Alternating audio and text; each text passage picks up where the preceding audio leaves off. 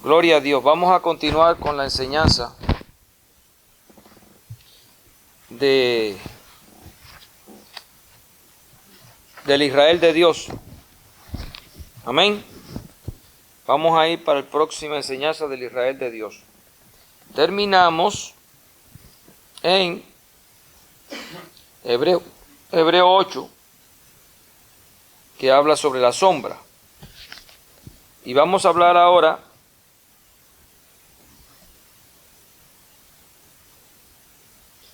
vimos lo que Dios hizo, con el primer Israel, y terminamos ahora, estamos viendo,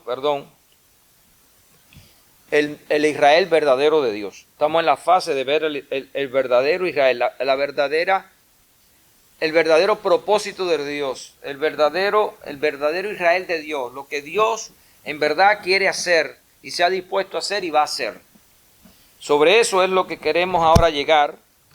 Ya vimos cómo se hizo el primer Israel, que es la sombra, el Israel a partir de la sangre de Abraham, de Isaac y de Jacob, los 12 patriarcas, lo que conocemos nosotros como Israel en la tierra, las 12 tribus de Israel. Pero el Israel de Dios, que está en Gálatas capítulo 6, verso 16, que habla el Israel de Dios, el Israel celestial, el nuevo cielo, la nueva tierra, cómo se va a constituir. De eso ahora es que estamos hablando. Y habíamos visto que ese Israel tenía un nuevo sacerdocio. Habían dos hombres. El primer hombre, Adán, hecho de la tierra. El segundo hombre, hecho del cielo, que es nuestro Señor Jesucristo. Y cada hombre de esos se llama Adán. Y esos dos hombres, de cada uno va a salir un Israel. De Adán de la tierra salió el Israel terrenal, la sombra del Israel celestial que se hace a través de Jesús. En Jesús vimos que hay un sacerdocio. Él es un sacerdote. Como había un sacerdote en el primer Israel como sombra, ¿quién era el primer sacerdote? El sumo sacerdote. ¿Quién era? ¿Quién fue el primer sacerdote, sumo sacerdote puesto por Dios? Melquisedec no. En Israel, ¿quién fue el primer sacerdote? Aarón. Gracias por recordarse. Aarón es el primer sacerdote. Y ahora vemos otro sumo sacerdote, que es en el segundo Adán. ¿Quién es? Nuestro Señor Jesucristo. Ok. Vimos que hay un nuevo templo. Hay un templo creado en el primer Israel. ¿Dónde se hizo ese templo? ¿Dónde se hizo un templo para Dios en el primer Israel?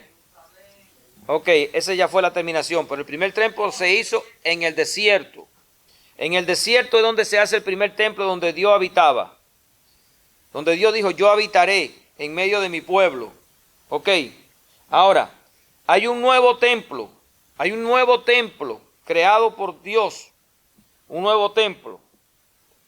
Vamos a verlo en el capítulo 8 del 1 al 7. Creo que ahí es donde tenemos que empezar.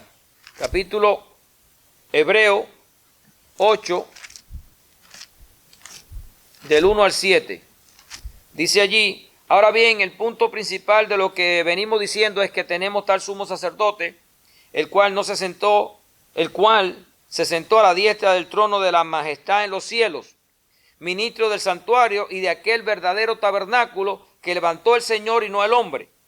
Porque todo sumo sacerdote está constituido para presentar ofrendas y sacrificios. Hay un templo hecho en el cielo, donde Jesús fue y entró y depositó su sangre. En el capítulo 9, entre el 1 y el 14, no lo voy a leer todo, porque ya creo que lo leímos. En el primer pacto dice, ahora bien, verso 9, Hebreo, ahora bien, en el primer pacto tenía ordenanza de culto y un santuario terrenal, porque el tabernáculo estaba dispuesto así, en la primera parte llamada el lugar santo, estaba el candelabro y después el lugar santísimo, y hasta que el velo no se partió, dice que no había entrada del hombre a ese lugar, y hay una imagen de esa misma, allá en el cielo donde nuestro Señor Jesucristo entró y con su sangre roció la sangre allí. Y ese era el verdadero tabernáculo que se hizo en los cielos, de donde se sacó el tabernáculo que se hizo en la tierra. Ahora, ya vemos que hay un sacerdote, ya vemos que hay un Adán para la nueva Jerusalén, el nuevo Israel, pero también en el antiguo Israel encontramos 12 tribus, que son el Israel terrenal, y en el nuevo Israel hay 12 tribus, la misma imagen. Eso está en Apocalipsis 21, versos 22 y 23. En capítulo 21 de Apocalipsis, 22 al 23 dice: y no vi en ella templo, hablando de la nueva Jerusalén, porque el Señor Dios Todopoderoso es su templo de ella y el Cordero. La ciudad no tiene necesidad de sol ni de luna que brille en ella, porque la gloria de Dios la ilumina y el Cordero es su lumbrera. Vamos a leer un poquito más, perdón. Dice: y las naciones que hubieron sido salvas andarán a la luz de ella, y los reyes de la tierra traerán su gloria y honor a ella. Aquí dice que las naciones salvas traerán gloria adentro de ella, es decir, a la ciudad.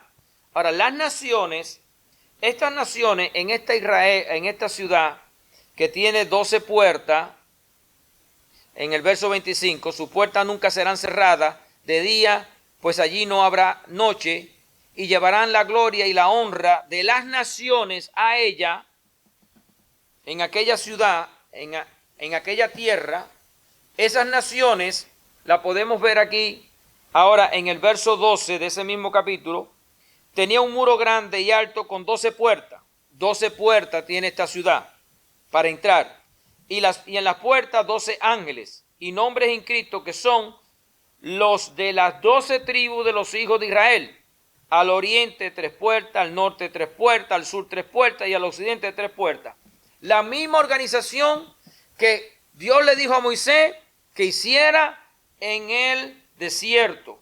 Lo encontramos ahora en la nueva ciudad celestial, la nueva Jerusalén, el mismo orden. Las naciones con sus reyes viniendo a darle gloria a Dios dentro de la ciudad, y era lo mismo que pasaba en el desierto. Cada tribu venía a hacer sacrificios, a darle gloria, a darle honra, a traerle honra a Dios en el desierto. Cada tribu por medio de su patriarca, de su rey, de su cabeza, como le llamaran, sus ancianos. Entonces estamos encontrando que en el Israel primero hay 12 tribus alrededor del tabernáculo, y aquí encontramos que alrededor del tabernáculo de Dios hay 12 naciones. Es lo mismo, naciones o tribus. Pero hay algo que quiero leer en el verso 3. Y oí una gran voz del cielo que decía: he aquí el tabernáculo de Dios con los hombres. Escuchen bien la palabra. He aquí el tabernáculo. Cuando el Señor le revela a Juan: ven que te voy a revelar esto. El ángel dice, grita: he aquí el tabernáculo, es decir, la casa de Dios con los hombres. No los hombres de Dios, sino la casa de Dios con los hombres. Por eso las 12 naciones son hombres, las 12 tribus representan esas naciones en el nuevo cielo, en la nueva tierra. En el verso 3 dice: he aquí el tabernáculo de Dios con los hombres, y Él morará con ellos, y ellos serán su pueblo, y Dios mismo estará con ellos como su Dios. Esos hombres son las naciones que están fuera de la ciudad. Por eso es el tabernáculo. La ciudad es el tabernáculo de Dios. Dios mora dentro de ese tabernáculo. Es allí donde está la chequina de Dios. Y fuera de allí están los hombres. En el desierto, allí se manifestaba la chequina, el Espíritu Santo, en el tabernáculo de Dios. Venía la luz, venía la nube, venía el fuego y se manifestaba allí. Es lo mismo que está pasando en la nueva Jerusalén. Dice que ella alumbra la ciudad, que los reyes de la tierra, las naciones andan a la luz de ella. Si ustedes leen bien ese capítulo, dice que las naciones andan a la luz de esta ciudad, porque la chequina de Dios emana de allí, la gloria de Dios está allí. Ya hemos estudiado esto un poquito anterior, pero entiendan, por favor, hermano, el lugar que Dios nos está dando. Y ya sabemos que dentro de esa ciudad, los que moran no son los hombres, es la iglesia. No son hombres, son la imagen de Jesucristo.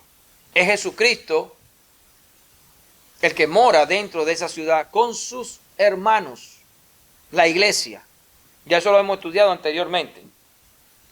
Entonces vemos que ahora también encontramos la misma tipología que Dios le dio a Moisés. 12 tribus, 12 ciudades. Hermano, esto no tiene vuelta de hoja. Aquí estamos viendo lo que el Señor tenía en mente cuando le dijo a Moisés. Ahora, hay algo más. Ahí mismo en el capítulo 21, en el verso 1 y 2, dice: vi un cielo nuevo y una tierra nueva, porque el primer cielo y la primera tierra pasaron y el mar ya no existía más. En esa tierra no hay mar. Algo que muchas religiones enseñan, que esa tierra es esta tierra renovada. Es una falsedad. Esta tierra tiene mar. La palabra dice que esta tierra no se va a hallar lugar donde va a ser hallada. Por lo tanto, va a ser quemada y desaparecida, según el Señor. Esa tierra donde vamos a vivir, donde la iglesia va a vivir, no hay mar. Donde las naciones van a vivir, es una tierra sin mar. Habrán lagos, pueden haber ríos, arroyos, pero no va a haber mar. No va a haber ese mar inmenso que nosotros tenemos en esta tierra. Es una nueva tierra, es un nuevo cielo. Ok, aquí hay una promesa. Hay una nueva tierra, hay un nuevo cielo para ese nuevo mundo. Dios le dio a Israel una tierra, aquí en esta tierra. Pero la iglesia no se le ha dado nunca un pedazo de tierra aquí en la tierra. No le pertenece esta tierra. Hay un nuevo cielo y una nueva tierra. A Israel se le dio tierra. A la iglesia se le dio tierra. Ahí está en el Medio Oriente la tierra de Israel, de la sangre de Abraham. Pero de la fe de Jesucristo no le pertenece nada en este mundo. No le pertenece. Dios nunca le dio a la iglesia nada de este mundo. Por eso dice la palabra que no pongan sus ojos aquí en la tierra, sino que lo pongan en el cielo. Nuestra verdadera herencia está en el cielo. Así que encontramos un sumo sacerdote, encontramos un templo, encontramos 12 tribus, 12 naciones viviendo igualito como se lo dio a Moisés. Encontramos ahora también una nueva tierra y un nuevo cielo, con una ciudad igualita que la que Dios le dio a los israelitas en un momento determinado, Jerusalén, en el verso 2. Y yo vi la santa ciudad, la nueva Jerusalén, una nueva Jerusalén, no la Jerusalén que está aquí, que es la vieja, no esta, una nueva, otra Jerusalén, la celestial, descender del cielo de Dios, dispuesta como una esposa ataviada para su marido. Esa nueva Jerusalén está en esa tierra. Juan vio esa visión. Dios le mostró que eso le pertenece y solo a él. Él la creó. No lo hicieron los hombres como la Jerusalén de aquí. Eso le pertenece a la iglesia y Dios la hizo para la iglesia. Después encontramos entonces una nueva Jerusalén. Miren cuántas cosas, tipología, sombra de lo que Dios quiere hacer, como Dios nos los muestra a través de el Israel terrenal. En el capítulo 7 de Hebreo, verso 11, a Israel Dios le dio una ley que le llaman la Torá. Los primeros 5 libros que tienen los judíos, los hebreos, se llama la Torá, la ley, la orientación, la enseñanza, la forma en que ellos debían de vivir. Dios le dio una ley para que ellos vivieran de acuerdo a esa ley. Y de acuerdo a esa ley es que el pueblo de Israel tenía toda la manera de vida, política, social, económica. Todo estaba dirigido por la ley de Dios.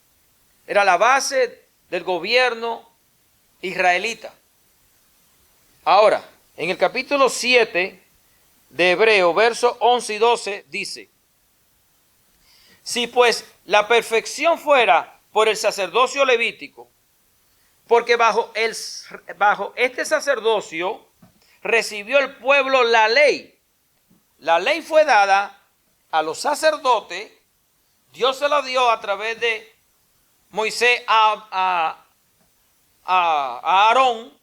Aarón se la da, ellos se la dan a todos los levitas, y todos los levitas como maestros, como escribas, debían de enseñarle esa ley a todo el pueblo. Esa es la manera en que se está hablando aquí. Pero dice que si pues la perfección fuera por el sacerdocio levítico, es decir, a través de la ley, si hubiera venido la perfección para el hombre aquí en la tierra, dice, porque bajo este sacerdocio, bajo él, recibió el pueblo la ley, ¿qué necesidad habría aún de que se levantase otro sacerdote según el orden de Melquisedec y que no fuese llamado según el orden de Aarón? Porque cambiado el sacerdocio, necesario es que haya cambio de ley. Al primer Israel se le dio un sacerdocio con leyes para ese Israel y un sumo sacerdote. Al segundo Israel se le da un sumo sacerdote también con un cuerpo sacerdotal para que también ellos le transfieran la ley de Dios a esos hombres. Piensen, analicen. En el desierto, Dios le da la ley al pueblo levítico, a los levitas. Ellos tenían que pasarle esa ley a todo el pueblo, a las 12 tribus. Ahora, ¿cuál es la imagen? ¿Qué nos está enseñando aquello? Aquello nos está enseñando que había un sumo sacerdote, que había un cuerpo de sacerdotes dirigido por el sumo sacerdote, y que ese cuerpo de sacerdote tenía ahora que enseñar a ese pueblo la ley. ¿Cómo se ve eso ahora en el nuevo cielo y la nueva tierra? Apocalipsis 1:8, ¿qué dice? Sin irnos de ahí. Apocalipsis 6, dice, 1:6, y nos hizo reyes y sacerdotes para Dios su Padre. ¿Para qué Dios nos hace? Esta es la iglesia, reyes y sacerdotes, para que la iglesia en el nuevo mundo sea la que gobierne a esas naciones, como gobernaban los levitas a la nación de Israel en la tierra. Es lo mismo. Dice la iglesia, ¿qué voy a hacer en el cielo? ¿Qué vas a hacer en el cielo? Vas a ser el sacerdote de Dios para guiar a esas naciones, a esos hombres que están fuera de la ciudad, que son 12 naciones, 12 tribus, como le quieran llamar, pero son 12 naciones, millones de personas que tienen que ser gobernadas para tener un gobierno justo. Y es a través de la iglesia que se va a hacer eso. Y hay una nueva ley. Ahora, esa ley empieza aquí en la tierra, porque cambiado el sacerdocio es necesario que haya también cambio de ley. Y la ley en la tierra empieza en el antiguo Israel, empezó por la ordenanza, decretos, leyes para gobernar la carne. En la nueva Jerusalén, en el nuevo tratado, en el nuevo templo, en la nueva ciudad, la ley nueva es la fe. Se va a vivir siempre por fe. Hoy y siempre vamos a vivir por fe. En el capítulo 7 hemos visto que hay un cambio de ley. Ya nosotros estamos bajo esa nueva ley. En Romanos, capítulo 3, 19, Romanos 3, verso 19, dice el Señor, pero sabemos que todo lo que la ley dice, lo dice a los que están bajo la ley, para que toda boca se cierre y todo el mundo quede bajo el juicio de Dios. Porque la ley lo que hace es juzgar y condenar al hombre por cuanto el hombre es pecador. Ya que por las obras de la ley, ningún ser humano, algo que la gente empiezan a pensar, que el que no recibió la palabra, que el que nació en una tribu, que el que nació no importa dónde haya nacido, no importa dónde haya vivido, no importa si recibió la palabra, no importa, es un pecador. Y si es un pecador va a ser juzgado por la ley, hermano. Donde quiera que se encuentre esa persona, tiene que ser juzgado. Y si no se halla el perdón de esa persona a través del nombre de nuestro Señor Jesucristo y la obra de Cristo en la cruz, esa persona no tiene salvación. Ya que por las obras de la ley ningún ser humano será justificado delante de él, porque por medio de la ley es el conocimiento del pecado. Y todo hombre tiene la ley escrita en su corazón y conoce lo que es malo y lo que es bueno, porque Dios lo ha puesto en el corazón de todo hombre. Entonces, estamos viendo ahora también que aparece una nueva ley. Y esa ley, en el verso 31, dice, luego por la fe invalidamos la ley en ninguna manera, sino que confirmamos la ley. Es decir, la fe es lo que nos lleva a cumplir la ley. No hay otra forma de cumplir la ley para el hombre sino es a través de la fe. La fe es lo que nos lleva a actuar correctamente delante de Dios y a ser agradable a Dios. El verso 30 dice, porque Dios es uno y Él justificará por la fe a los de la circuncisión y por medio de la fe a los de la incircuncisión. En otras palabras, nada más habían dos razas de acuerdo a Dios en el mundo en aquel momento, los circuncidados y los incircuncidados. Esas dos personas, esas dos razas que Dios divide ahí, solamente pueden ser salvados por medio de la fe. Entonces aparece una nueva ley. Ya la ley hemos visto que la ley del mandamiento no salva al hombre, no vale la pena, no le sirve, no nos ayuda a ser salvados. Ese es el error grave de los hebreos. Ellos consideraron que por medio de la ley ellos podían llegar a ser salvos cuando ellos son pecaminosos, pecadores, y que entonces mataban el animal y que eso los salvaba. Ellos pensaban que matando un animal se podían salvar. Esa no es la situación. Ni haciendo lo que tú hagas. Tenemos que ser santos, pero actuar en santidad en la tierra no nos salva porque somos pecadores. Y ninguno es perfectamente santo. Por lo tanto, no hay manera de ser salvo si no es por medio de la fe. Apareció una nueva orden dada por el sumo sacerdote de parte de Dios, la fe, la nueva forma de vivir de ese mundo nuevo, la fe. Solamente por la fe se hará ese mundo nuevo. Por la fe la iglesia será levantada. Por la fe las naciones serán creadas. En el capítulo 20 de Apocalipsis, por la fe la iglesia se va. Déjeme decirle algo. Todo el Nuevo Testamento, empezando no con los evangelios. Los evangelios son el salto.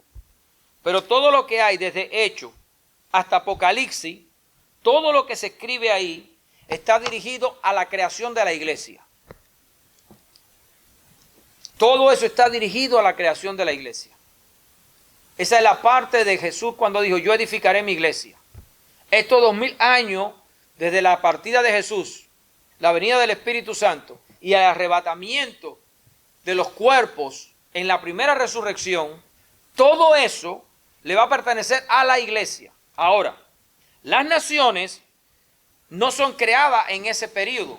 Las naciones que hemos leído de Apocalipsis 21, del 22 al 24, son creadas desde el primer momento, desde Adán, hasta el último momento del hombre en la tierra, antes del juicio del gran trono blanco. En otras palabras, todo hombre que vivió antes del diluvio, todo hombre que vivió desde el diluvio hasta Jesucristo, todo hombre que vivió desde Jesucristo hasta terminar el milenio, todo hombre va a ser juzgado por sus obras. Esas personas que no son la iglesia, quitando la parte de las personas que son la iglesia, que están viviendo en este momento, que se irán en la primera resurrección.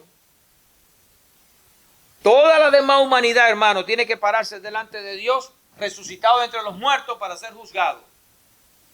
La palabra dice que todo, el Hades entrega a sus muertos, en el capítulo 21, el mar, el capítulo 20, al final de Apocalipsis, el mar entrega a sus muertos, el Hades entrega a sus muertos, ¿quién más? La muerte entrega a sus muertos, todos entregan sus muertos. Dios llama a todo hombre a la resurrección, a pararse delante del gran trono blanco. Allí se abren los libros de las obras de la humanidad. Hombre por hombre será juzgado. Y al final, cuando eres juzgado, dice, y se abrió otro libro, el libro de la vida. El que no se halló en ese libro, dice que fue echado al lago de fuego.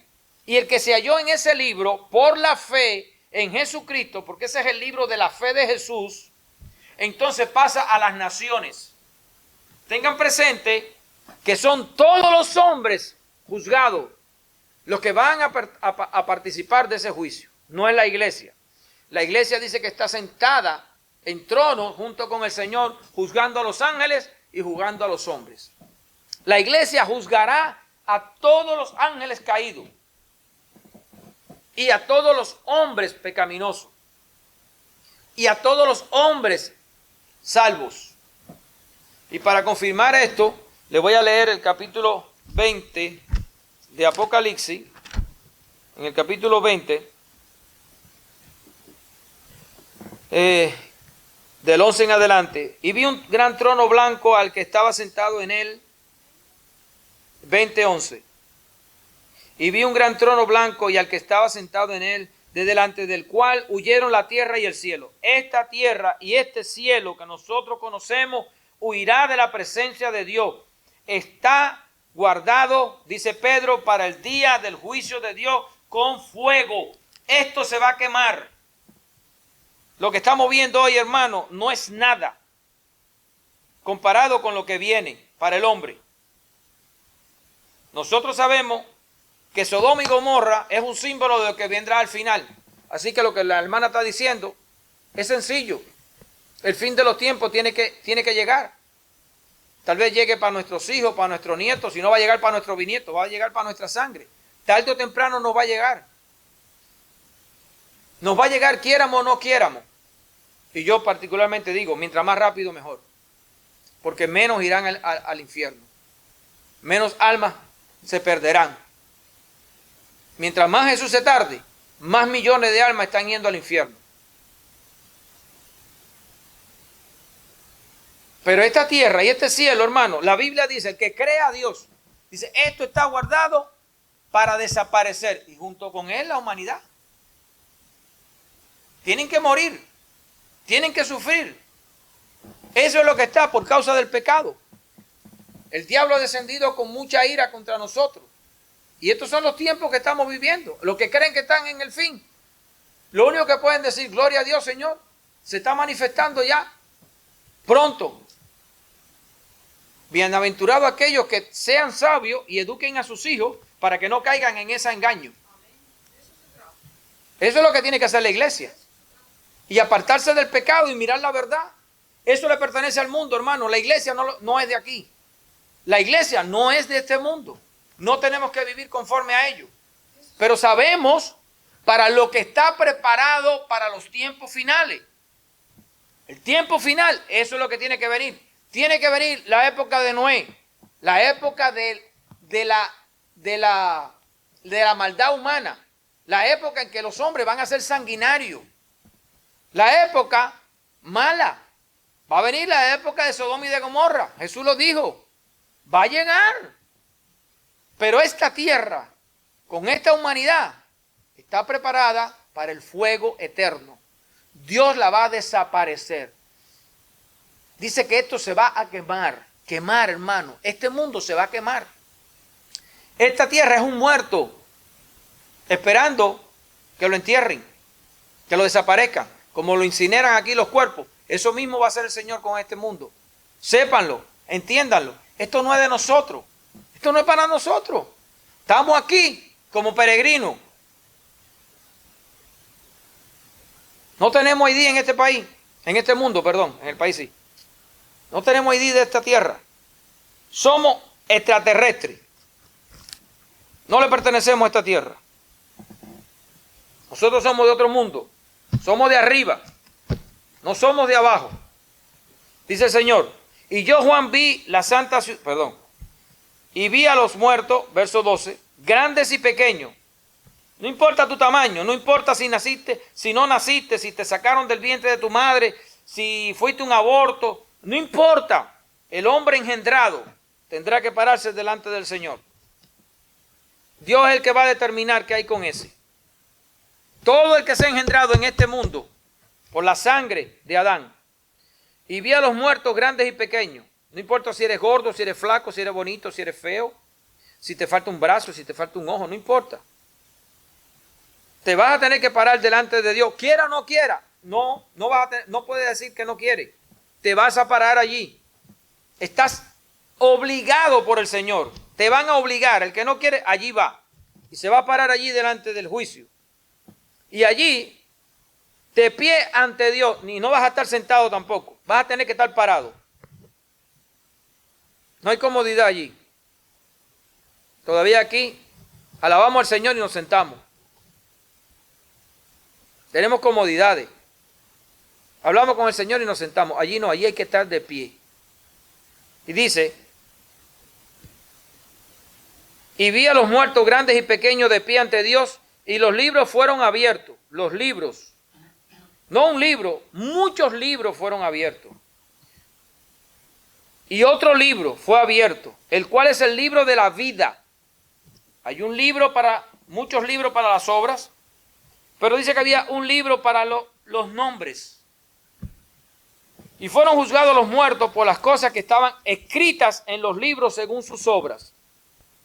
Cada persona tiene en el cielo sus obras, lo que tú haces en la tierra, lo que tú piensas, lo que menos tú te imaginas, allí está escrito. La humanidad, los millones de millones de millones, piensen hermano, hay una biblioteca en el cielo escrita. De toda la humanidad, de todos los siglos, desde Adán, va a haber hasta el último hombre en la tierra, estará escrita la vida de esa persona. Lo que hizo y lo que no hizo y lo que pensó y lo que dejó de pensar. Yo no sé cómo será eso, pero allí está escrito. Allí está escrita la vida de esa persona. Y dice, eso no es para la iglesia. Vuelvo y lo repito. El que llegue a ser iglesia no tiene nada que ver con esto.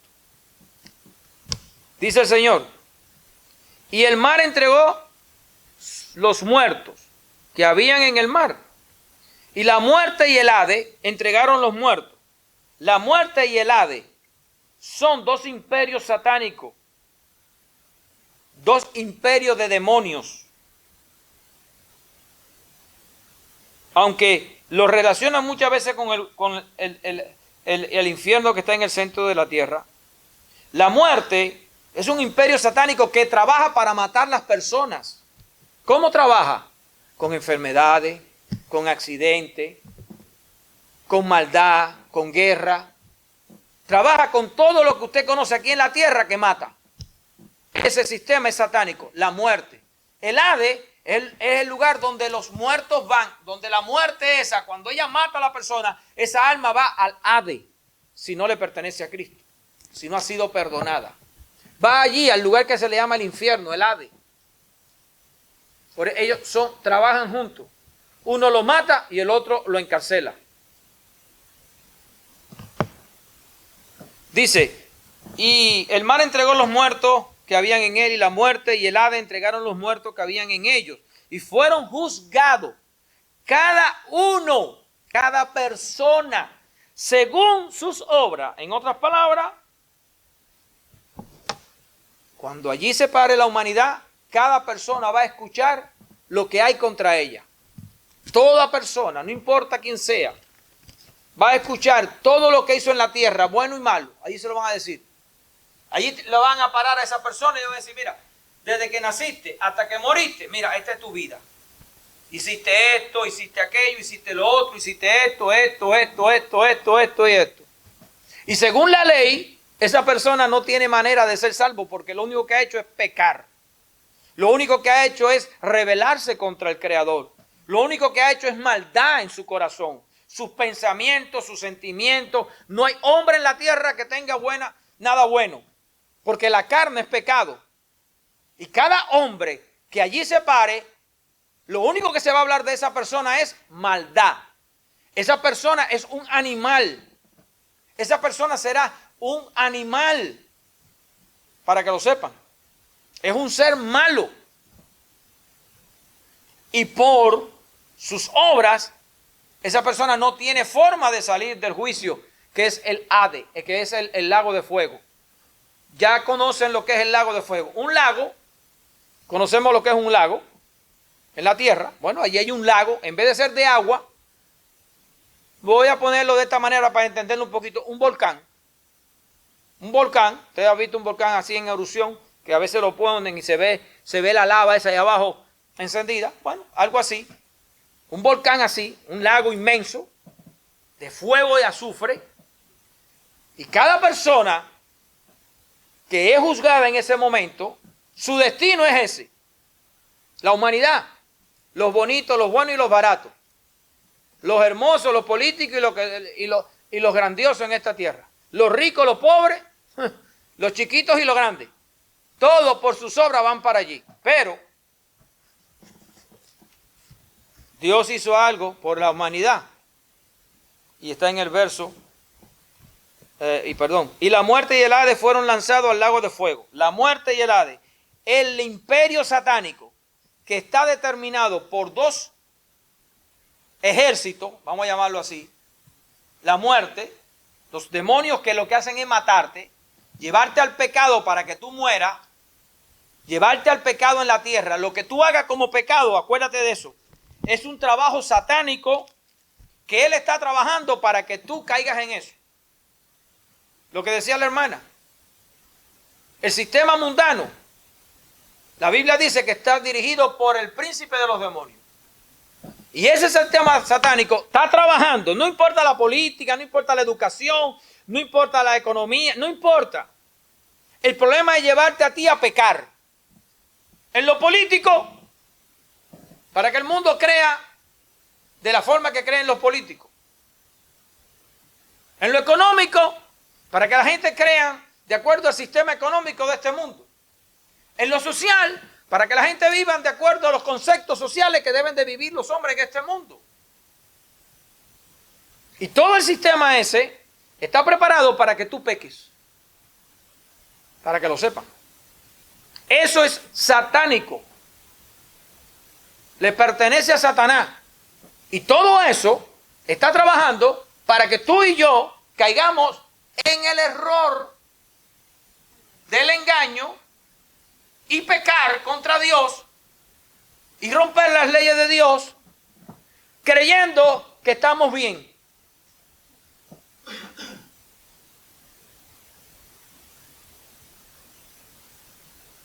El sistema educativo del mundo, igual, está creado para que el hombre peque, para que en el hombre aparezca. Todas esas cosas, mire, traen vanidades, avaricia. Todas esas cosas crean orgullo. Todas esas cosas crean todo tipo de pecado. Maldad, mentira, corrupción, fantasías, deseos de la carne, de este mundo, para que tú vayas allí y comas de allí, del árbol del conocimiento del bien y del mal, y peques, y en el libro de los cielos se escriban todas las maldades que tú creas aquí en la tierra, o que la humanidad hace aquí en la tierra. Desde que sales a la calle hasta que entras dentro de 4 paredes en tu casa. Todo se escribe. La humanidad entera está siendo escrita, hermano. Los ángeles están escribiendo la vida de todo hombre en la tierra, en esos libros. Y dice que el Hades y la muerte, esos 2 imperios satánicos, fueron lanzados al lago de fuego. Lo primero que echaron, después del hombre de pecado, del anticristo y el falso profeta, que son echados en ese lago de fuego 1000 años antes, cuando Jesús venga a poner su pie aquí en la tierra, esos 2 seres humanos van a ser echados allí, directamente. Después de los 1000 años, Satanás y todos sus demonios son los otros que entran al lago de fuego. Después de esto, dice que esta es la segunda muerte. Ahora después de que los demonios son echados, está el juicio de cada hombre que vengo hablando. Y dice la palabra, y el que no se halló inscrito en el libro de la vida fue lanzado al lago de fuego. Este libro de la vida es el libro de la fe. Es el libro que le pertenece a Jesús. Todos los que son salvados por Jesús. Porque todo hombre en todo tiempo, desde Adán hasta el último que nazca aquí, tiene que ser salvo por fe. Tiene que haber creído en el Salvador. Tiene que haber tenido la fe en aquello que Dios dijo desde Adán. Y le dijo a la serpiente, la simiente de la mujer va a poner el pie sobre tu cabeza. Tú la morderás en el calcañar, pero ella te va a pisar la cabeza. Eso se le dijo al primer Adán. Y llegó el segundo Adán, que es este Salvador, nuestro Señor Jesucristo. Y de ahí en adelante toda la humanidad tendrá que creer en el mismo ser que fue anunciado en el huerto del Edén hasta el milenio terminar, hermano. Y el que no fue inscrito allí porque no creyó en Jesús y no tiene el testimonio de Jesús en su vida, será echado al lago de fuego. Pero el que se halló entonces allí en ese libro, ¿a dónde lo van a mandar? Porque ya tiene salvación a las naciones salvas. Esos son los salvos. Esas son las naciones salvas. Esa es la verdad del símbolo de las 12 tribus de Israel que Dios le dio a Moisés. El nuevo Israel lo estamos viendo ahora cómo Dios lo hace. Lo hace por medio de la fe, a través de Jesucristo, y lo recoge el día del juicio de cada hombre. Allí el Señor lo levanta y dice, bienaventurado, entra en el reposo de tu Señor. Y esa persona entra a una de esas naciones que están en el nuevo cielo y en la nueva tierra, fuera de la nueva Jerusalén, a vivir en ese nuevo mundo, en ese cielo nuevo y esa tierra nueva, donde no habrá más mar, ni tampoco habrá mal, porque solamente los santos pueden entrar a esa ciudad. Y por eso ellos, todas esas personas, no tienen pecado. Fueron perdonados sus pecados y son esos hombres que dice Apocalipsis, que el templo de Dios, el tabernáculo de Dios morará con ellos y Dios será su Dios. Entonces aquí estamos viendo la nueva Israel, cómo Dios la crea. Hay una nueva ley, hay una nueva ciudad. Y ahora vamos a ver al antiguo Israel se le dio una palabra que los israelitas han cogido con mucha fuerza,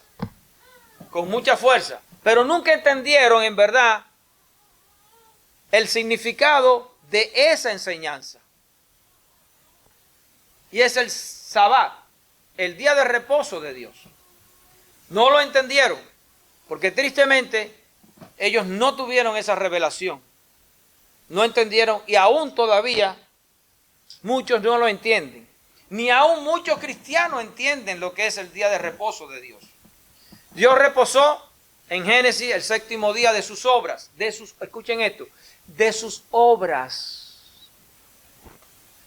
Quiere decir que Dios reposó de seguir creando. Las obras de Dios son obras de creación. Cuando Dios termina la obra de creación de los 6 días, Él reposa, porque ya no creó más nada. A eso es lo que Dios dice, y reposé. No quiere decir que Él dejó de trabajar, que dejó de actuar en el universo, sino que dejó de crear nada nuevo. Ya todo estaba creado. Pero estamos viendo que hay ahora un nuevo Adán, una nueva tierra, un nuevo cielo. Hay una nueva forma de vida. Y que es una nueva creación. Y vi cielos nuevos y tierra nueva. Una creación nueva. Y cuando Dios termina esa creación, también reposa, porque ya no crea más. Como en la primera creación, también cuando Él termina la segunda creación, también reposa. Y esto es algo que no han entendido muchas personas, tristemente, y no comprenden lo que en verdad significa el Sabbat. Y entonces, lo mismo que le pasó a Israel, que no iban tras la fe, sino iban tras la obra de la carne. Y ellos ahí fallaron. Porque el hombre tristemente siempre está pensando en lo que él puede hacer. Y nunca se dio cuenta que por lo que él hace no agrada nunca a Dios, sino por lo que Dios hace por nosotros. Por eso la obra de salvación no está en lo que yo hago, sino en lo que Él hizo por nosotros. Ok, vamos a leer un poquito de esto para entender esta obra, Hebreo 3. Vamos a leer en Hebreo 3 esta maravillosa enseñanza del Señor, cómo Él la revela. Por tanto, hermanos, santos, una revelación a los santos. Participantes, los que participan, no a cualquiera, del llamamiento celestial. Los que participan de este llamamiento a este nuevo mundo. Considerad al apóstol y sumo sacerdote de nuestra profesión, Cristo Jesús. Mi profesión, hermano, soy un llamado a alcanzar ese nuevo lugar, esa nueva creación. Ese es mi llamado, ese es tu llamado. El cual, este sumo sacerdote, es fiel al que le constituyó. ¿Quién le constituyó a él? Dios, el Padre, constituyó a Jesús como sumo sacerdote, como también lo fue Moisés en toda la casa de Dios. Porque de tanto mayor gloria que Moisés es estimado digno si Jesús es estimado mucho más digno que Moisés, cuanto tiene mayor honra que la casa el que la hizo. Moisés hizo la casa de Dios, pero Jesús, oigan esto, porque toda casa es hecha por alguno, pero el que hizo todas las cosas es Dios. Y Moisés, a la verdad, fue fiel en toda la casa de Dios. Fue fiel en todo lo que Dios le mandó a hacer, en el tabernáculo, en la enseñanza de la ley, en todo lo que estableció en Israel, como siervo para testimonio de lo que se iba a decir. Él era un testimonio para lo que se iba a decir, y nosotros ahora hemos recibido eso que se iba a decir. Miren lo que dice aquí. Pero Cristo ya no es siervo. Como hijo sobre su casa. Por amor a Dios, atiéndanme. Y si se lo saben, ya no necesitan estar aquí. Pero Cristo como hijo sobre su casa, la cual casa somos nosotros. La casa que Moisés hizo fue un tabernáculo hecho con cosas de la tierra y con las manos de los israelitas. La casa que se está haciendo ahora, la verdadera casa que somos nosotros, no participa ningún hombre en hacerla. Porque esta casa que somos nosotros, es Dios quien la hizo. Es Dios quien la hizo. Y quiero decirle algo. Usted se está viendo ahora, usted no está terminado. Porque esta casa que se está haciendo no es esta. Esta está en proceso. A la cual Pablo se está refiriendo es al nuevo templo resucitado, que no es hecho con nada de sustancia de esta tierra. Va a ser hecho con la sustancia divina de Dios. Y esa casa no es hecha con nada absolutamente de ningún ser creado, sino es hecho con Él mismo. Por lo tanto, Jesús está haciendo la casa de Dios de Él mismo, porque Jesús es Dios y seremos semejantes a Él. ¡Qué maravilla, Jesús! Gloria a Dios. Pero Cristo como hijo sobre su casa, la cual casa somos nosotros, y aquí da un apunte importante. Si retenemos firme hasta el fin la confianza y el gloriarnos en la esperanza. Si de verdad tenemos esa condición de confiar por la fe en Jesús y gloriarnos por la fe en esa esperanza que aguardamos, la resurrección de entre los muertos, y por esa fe, por esa confianza y por esa esperanza vivimos una vida santa y nos apartamos del pecado. Pero el que no lo quiera hacer, pues sabe que no se va y tranquilo, pero tiene la información. Tienes la información. Dice, por lo cual dice la Escritura, el Espíritu Santo dice a través de la Escritura, si oyeres hoy su voz, no endurezcáis vuestros corazones. Si hoy tú estás escuchando de esta bienaventuranza que se nos tiene, dice, no endurezcas tu corazón y no dejes de creer esto. No dejes de actuar de acuerdo a este llamado que se te está haciendo. No endurezcas vuestros corazones como en la provocación en el día de la tentación en el desierto, donde me tentaron vuestros padres, me probaron y vieron mis obras 40 años, a causa de lo cual me disgusté contra esa generación y dije, siempre andan vagando en su corazón y no han conocido mis caminos, por tanto juré en mi ira, no entrarán en mi reposo, en mi descanso. En otras palabras, si la iglesia hace lo mismo que hizo el pueblo hebreo, que aún viviendo 40 años en el desierto, viendo la obra de Dios, no obedecieron a Dios cuando le dijo, entren en la tierra prometida, y se rebelaron contra el Señor.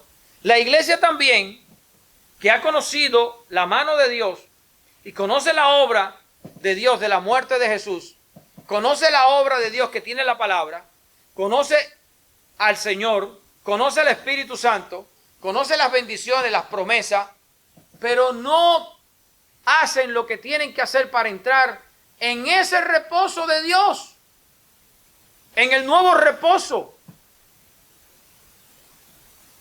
Porque nosotros no tenemos que entrar en el reposo de Dios de la primera creación. Tenemos que entrar en el reposo de Dios de la segunda creación.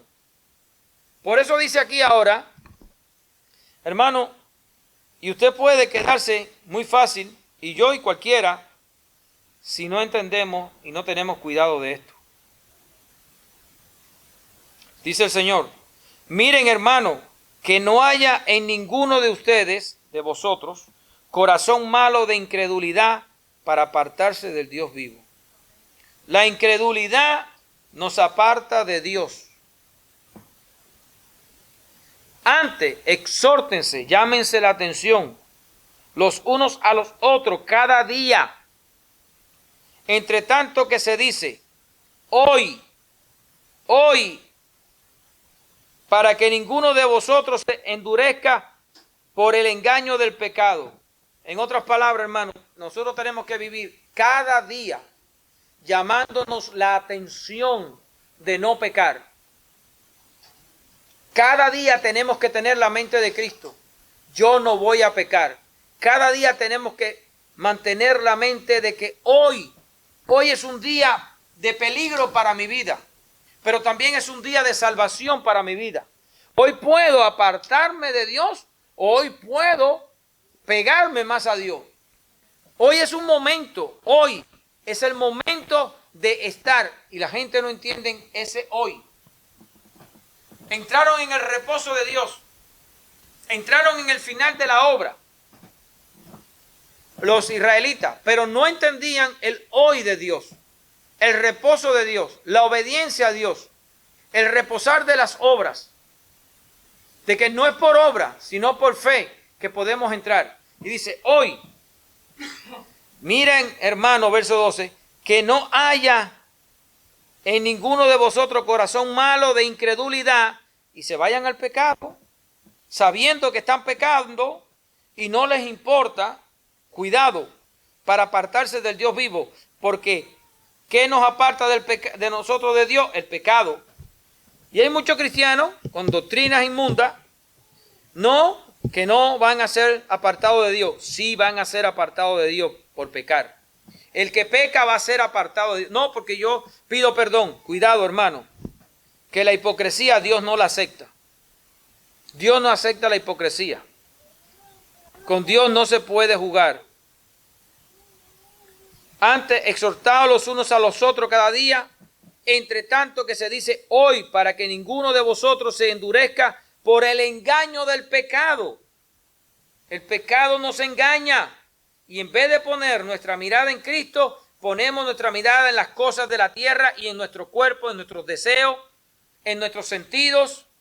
Y nosotros somos muy fáciles de engañar. No se piensen que no somos fáciles de engañar. Por eso Pablo dice en los Corintios,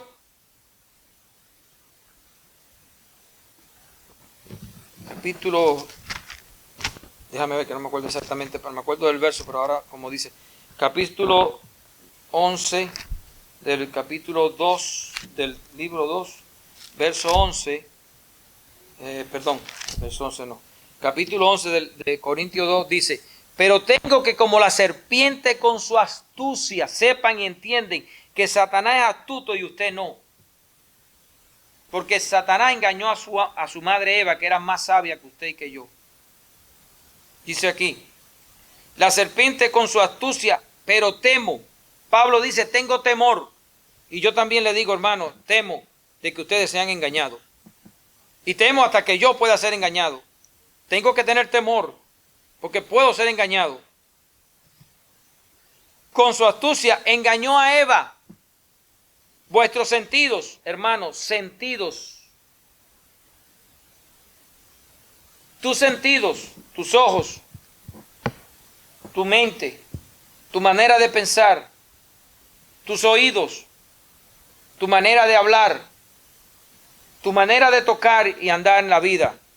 Tus sentidos sean de alguna manera extraviados de la sincera fidelidad a Cristo. Cualquiera te puede engañar, hermano. Y te aparta de Dios. Y si te apartas de Dios, será difícil la vida para ti en la eternidad. Y para cualquiera que nos apartemos.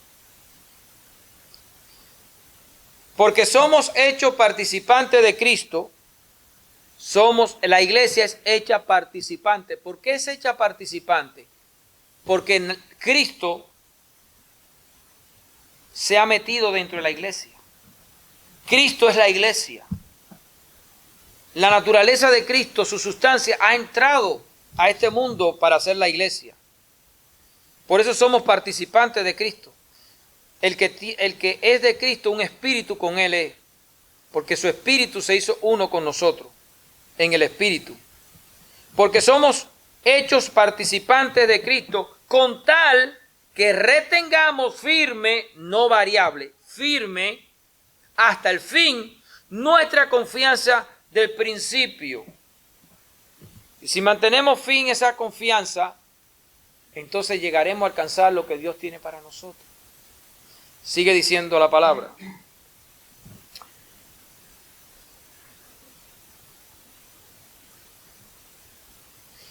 Entre tanto que se dice, si oyeres hoy su voz y escucha su palabra, no endurezca vuestros corazones como en la provocación.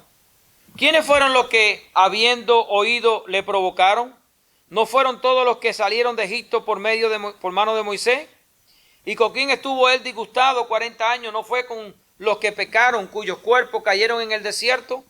¿Y a quienes juró que no entrarían en su reposo, sino a aquellos que desobedecieron? Y vemos que no pudieron entrar a causa de incredulidad.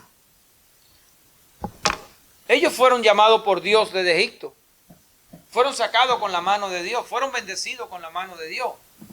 Pero todos murieron en el desierto y no pudieron llegar a la tierra prometida, que era el descanso que Dios quería darle a aquel pueblo. Su tierra. Ese es el descanso que Dios tenía para ese pueblo. Pero ellos no pudieron entrar por causa de la incredulidad. No le creyeron a Dios. Y cuando usted no le cree a Dios, usted va a pecar. Cuando usted no cree en lo que Dios dice, usted va a cometer pecado.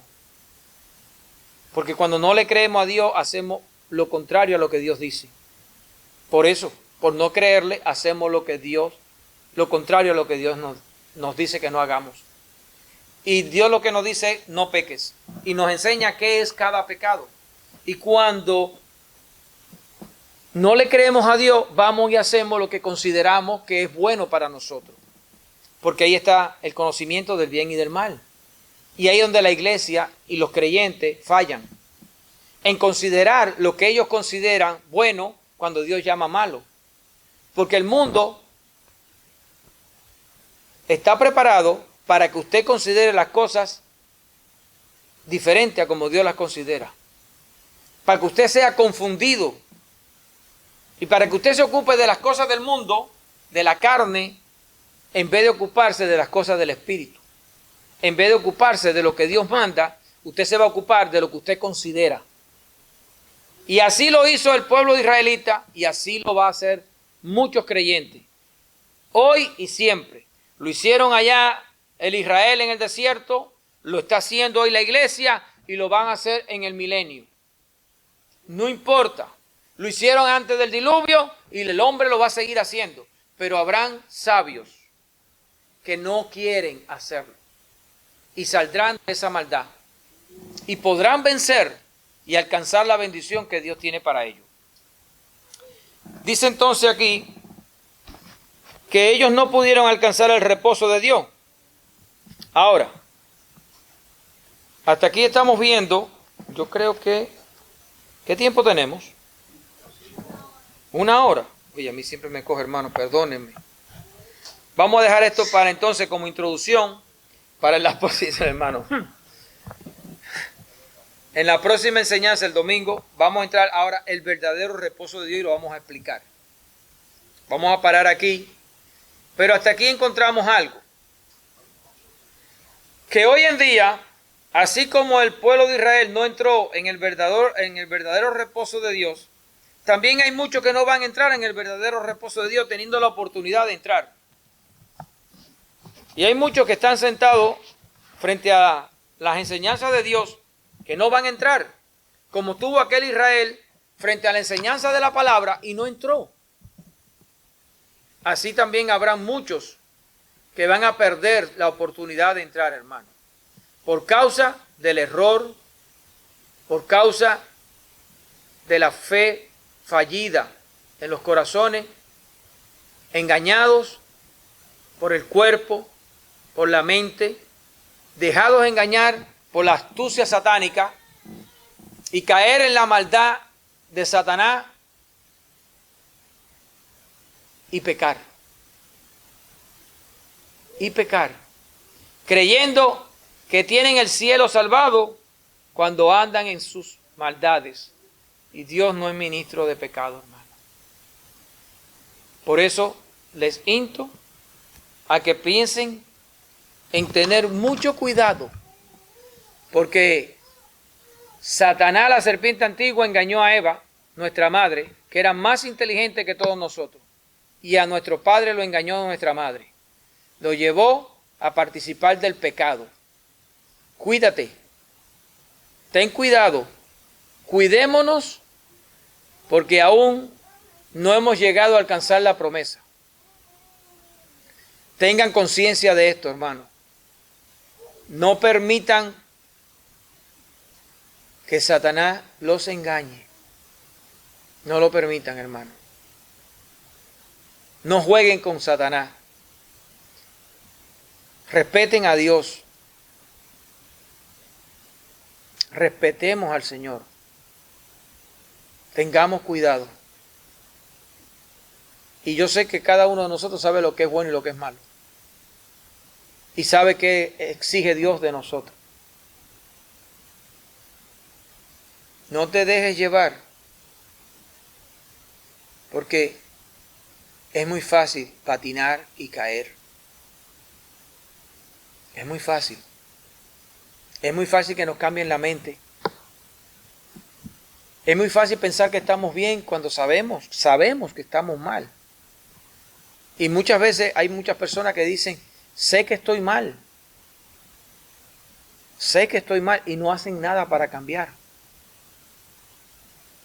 Consideran y conocen que están mal, pero siguen en el mal.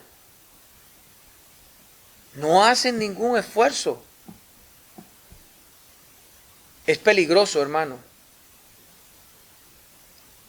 El llamado de Dios es muy maravilloso, pero exige de nosotros santidad. Exige de nosotros fe. Cuídense, hermano. Cuiden cómo piensan, cómo hablan, cómo creen. No consideren que porque oyen la palabra de Dios no le puede pasar lo mismo que le pasó al pueblo de Israel porque están bajo la gracia. No.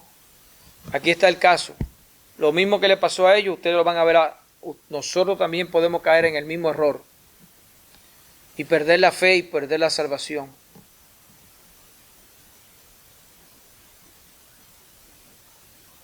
Que este conocimiento no lo alberguemos en las entrañas de nuestro espíritu y allí lo ahoguemos, sino que viva en sus corazones. Que no piensen que andar en el mundo es fácil. Nosotros andamos en un mundo de muerte. Todo lo que hay a nuestro alrededor está trabajando para matarnos. Satanás vino aquí a matar, robar y a destruirnos.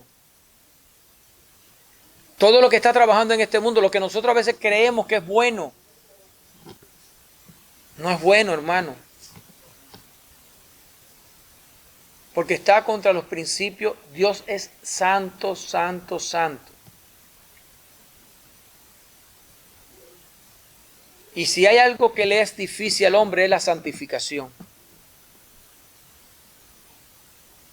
Porque le es difícil al hombre creerle a Dios en lo que Él dice que se debe y no se debe de hacer. El Señor dice en su palabra, santificado espíritu, alma y cuerpo para el día del Señor. Santificado espíritu, alma y cuerpo. Tienen que santificar las tres partes con lo cual estamos constituidos, espíritu, alma y cuerpo.